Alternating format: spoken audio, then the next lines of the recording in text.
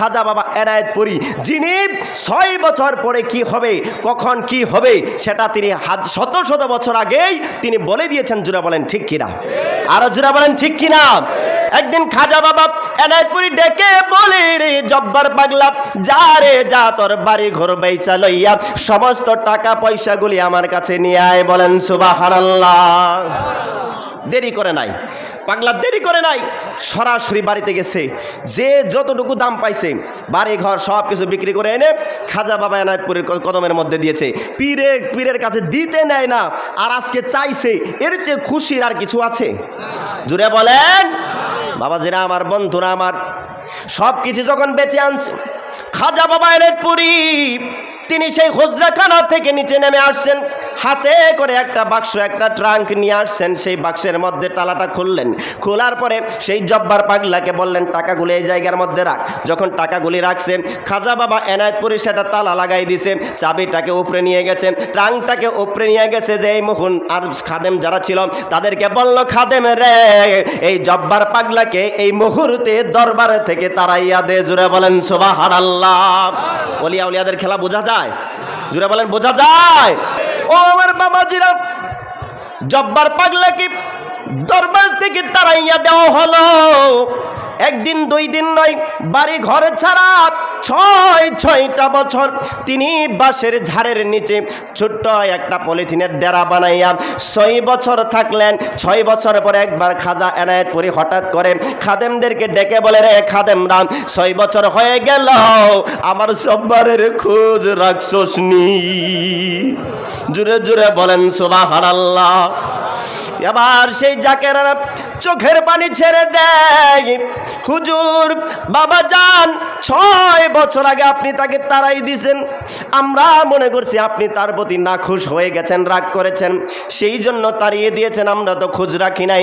খাজা বাবা এনায়েতপুরী বলে, যা যা যা, আর দেরি করিস না, আমার জব্বার পাগলাকে এই মুহূর্তে দরবারে নিয়ে আয়। বাবাজিরা আমার, বন্ধুরা আমার, সময় খুবই কম। আমার সেই আল্লাহর ওলি তখন যখন বললেন কোথাও তাকে জব্বার পাগলাকে খুঁজে পাওয়া যায় না, তার বাড়ি ঘরের মধ্যে, এলাকার মধ্যে গেছে, দেখে তার জব্বার পাগলার বাড়ি তো দূরের কথা, তার পুরো গ্রামটাই বিলীন হয়ে গেছে। বলেন সুবহানাল্লাহ। খুঁজে পায় না, ফিরে আসছে চোখের পানি ফেলতে ফেলতে। খাজা বাবা এনায়েতপুরী বলে, আরে তোমরা আমার জব্বার পাগলাকে খুঁজে পাইলে না? আমার জব্বার পাগলা সেই তার গ্রামের মধ্যে নাই, উমুক গ্রামের মধ্যে বাঁশঝাড়ের নিচে গিয়ে দেখো, সেখানে সে রহমত টানতেছে। জোরে বলেন সুবহানাল্লাহ। ইয়া আল্লাহ ইয়া রাহম ইয়া রহিম ইয়া রহমাতাল লিল ইয়া রহমাতাল লিল। সেই জায়গার মধ্যে গেল, যাবার পরে যখন জব্বার পাগলাকে আনা হলো, খাজা বাবা এনায়েতপুরী সেই 6 বছর আগে যেই ট্রাঙ্কটাকে নিয়ে দোতলার মধ্যে উঠে গেছিলেন, সেই ট্রাঙ্কটাকে নিয়ে নামলেন। নামার পরে জব্বার পাগলাকে ট্রাঙ্কটা দিলেন। দেওয়ার পরে বললেন, বাবা রে, অনেক কষ্ট করছস, 6 বছর অনেক কষ্ট করছস, এই যে তোর তালা খুলে দিলাম, দেখ তুই তোর টাকা পয়সা আমানত ঠিক আছে কিনা। আরো জোরে বলেন সুবহানাল্লাহ।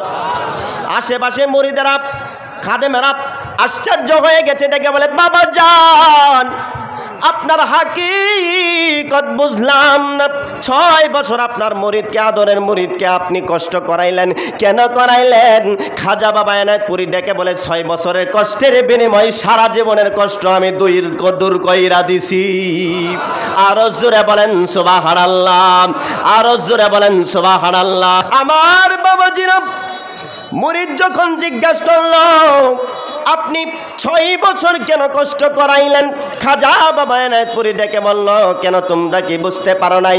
তোমরা যে তাকে খোঁজার জন্য গেলা, তার গ্রামের কি অবস্থা, বলে তার ঘর তো দূরের কথা, গ্রামের কোনো চিহ্ন নাই। খাজা বাবা এনায়েতপুরী বললেন, আজকে সেই 6 বছর যদি সে কষ্ট না করত, তার বাড়িঘর যদি না বিক্রি করাইতাম, তাহলে তার বাড়িঘর সমস্ত ধন সম্পদগুলি সবগুলি যমুনা নদী ভাসাইয়া লইয়া যাইত। বলেন সুবহানাল্লাহ। ইনি ছিলেন একজন আল্লাহর ওলি খাজা বাবা এনায়েতপুরী, যিনি 6 বছর পরে কি হবে, কখন কি হবে সেটা তিনি শত শত বছর আগেই তিনি বলে দিয়েছেন। জোরে বলেন ঠিক কিনা, আরো জোরে বলেন ঠিক কিনা।